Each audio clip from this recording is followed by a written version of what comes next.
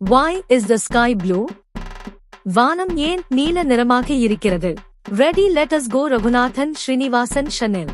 உலகம் தோன்றின பல ஆயிரக்கணக்கான வருஷங்களுக்கு அப்புறமா சூரியனுக்கு நிறைய வண்ணங்கள் நண்பர்களா மாறுனாங்க. சிவப்பு நண்பர், ஆரஞ்சு நண்பர், மஞ்சள் நண்பர், பச்சை நண்பர், நீலி நண்பர், ஊதா நண்பர் மற்றும் கருநீல நண்பர். இப்படி 7 நண்பர்களோட சூரியன் ரொம்ப சந்தோஷமா இருந்துச்சு. அதுல நீல வண்ண நண்பர் மட்டும் கொஞ்சம் சேட்டை பிடிச்சவரா இருந்தாரு.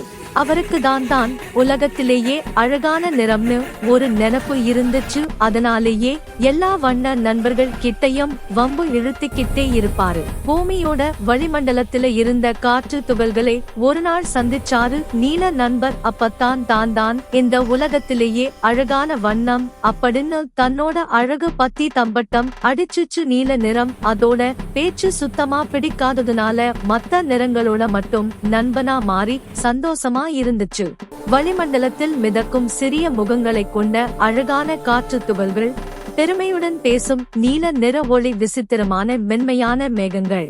ஓ, என்ன விட்டுட்டு மத்த வண்ணங்களோட நீ நண்பனா இருக்கியா அப்படின்னு சண்டை போட ஆரம்பிச்சுச்சு. நீல நிறம் போக போக இந்த சண்டை ரொம்ப பெருசா ஆகிடுச்சு. அப்பத்தான் வளிமண்டலத்தில் இருக்கிற காற்று துகள்கள், இனிமே உன்ன பூமியை போய் சேர விடமாட்டேன். சூரியன்ல இருந்து வர்ற எல்லா வண்ணங்களையும் பூமியை சேர்ந்து அடைய வழி விட்டுச்சே தவிர உனக்கு இனிமே வழி விட மாட்டேன் அப்படின்னு சொல்லி நீல நிறத்தை பூமிக்கு போய் சேர விடாமா செயல்படுத்தவும் ஆரம்பிச்சுச்சு. அப்பத்தான் பூமியிலிருந்து பார்க்கிற எல்லாருக்கும் வானம் நீல நிற வண்ணமா தெரிய ஆரம்பிச்சுச்சு. சூரியனை எடுத்து சொல்லியும் இந்த சண்டை முடிகிறாப்ல இல்ல, இந்த சண்டை முடியுற வரைக்கும் வானம் நீல நிறமாதான் இருக்கும். அதை பிரதிபலிக்கிற கடலும் நீளமாதான் இருக்கும்.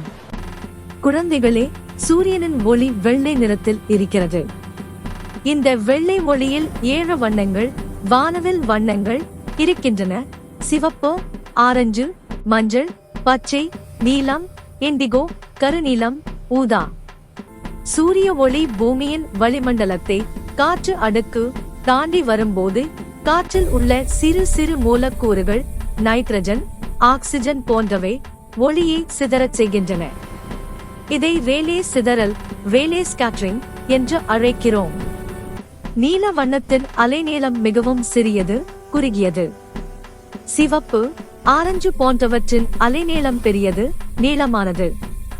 சிறிய அலைநீளம் உள்ள நீல வண்ணம் அதிகமாக சிதறுகிறது, அதாவது எல்லா திசைகளிலும் துள்ளி எங்கும் பரவுகிறது. அதனால் நாம் வானத்தை நீளமாக பார்க்கிறோம். ஆதாரம்: நீங்கள் ஒரு கண்ணாடி குவளையில் தண்ணீர் ஊற்றி சிறிது பால் சேர்த்து கலக்கினால் ஒளியை சிதற வைத்து நீல நிறம் தெரியும். மாலையில் சூரியன் தாழ்ந்து இருக்கும்போது ஒளி அதிக தூரம் பயணிக்க வேண்டும். அப்போது நீல வண்ணம் எல்லாம் சிதறி முடிந்து சிவப்பு மட்டும் நேராக நம்மிடம் வருகிறது.